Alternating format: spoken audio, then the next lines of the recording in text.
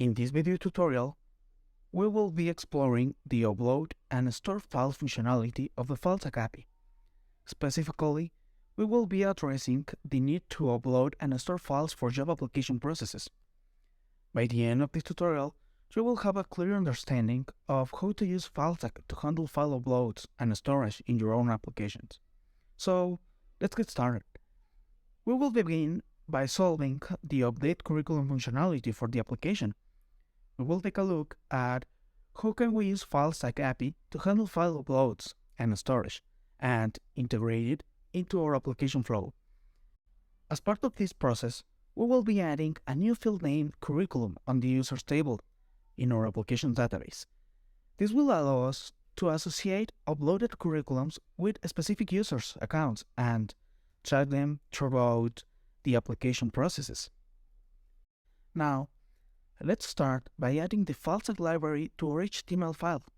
By doing this, we'll have access to all the functionality we need to use the Filestack picker and upload files to our application. Then, we'll create a quick function to initialize our picker using our API key. This function will allow us to configure various options for the picker, such as the type of files we want to allow users to upload and where we want to store the uploaded files. These API keys are available on your developer's portal once you make your account. The function we'll be using to initialize our picker is called runPicker.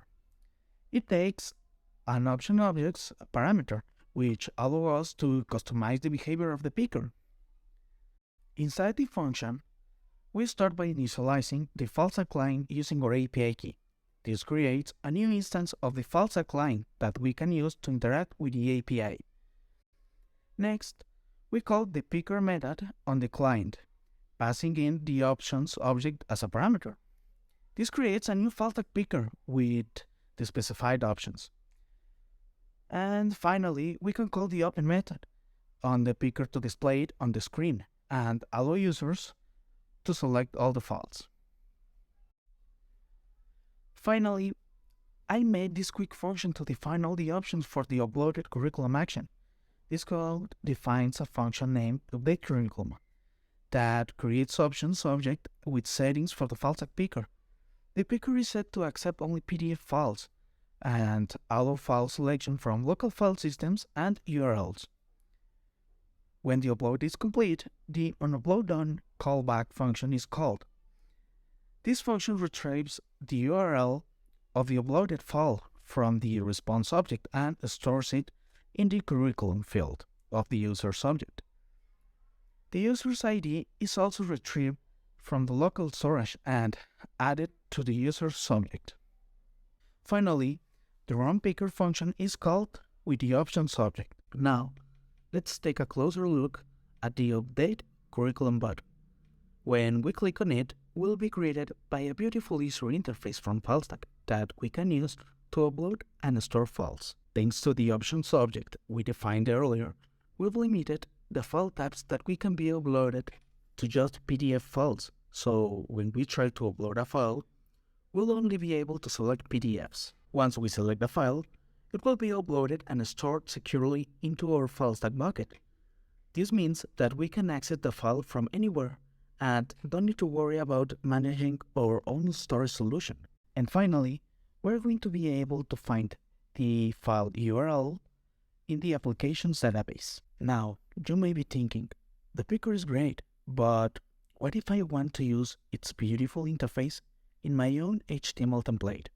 Well, I'm here to tell you that it's definitely possible, and it's actually quite easy to do. All you need to do is to create an HTML div component into your HTML template where you want the picker to be located. This can be done in just a few simple steps. In fact, I already created a model that will be displayed when the user clicks on the Apply button. Within this model, I've included a title at the div component where the picker will be displayed. So, don't worry about having to sacrifice the functionality or appearance of the picker when you're using in your HTML template. With just a few simple steps, you can have the picker up and running on your website in on time. And now, here is the function for the Apply button. The function is designed to collect three different documents from a worker who is applying for a job. The first document required is the worker's curriculum.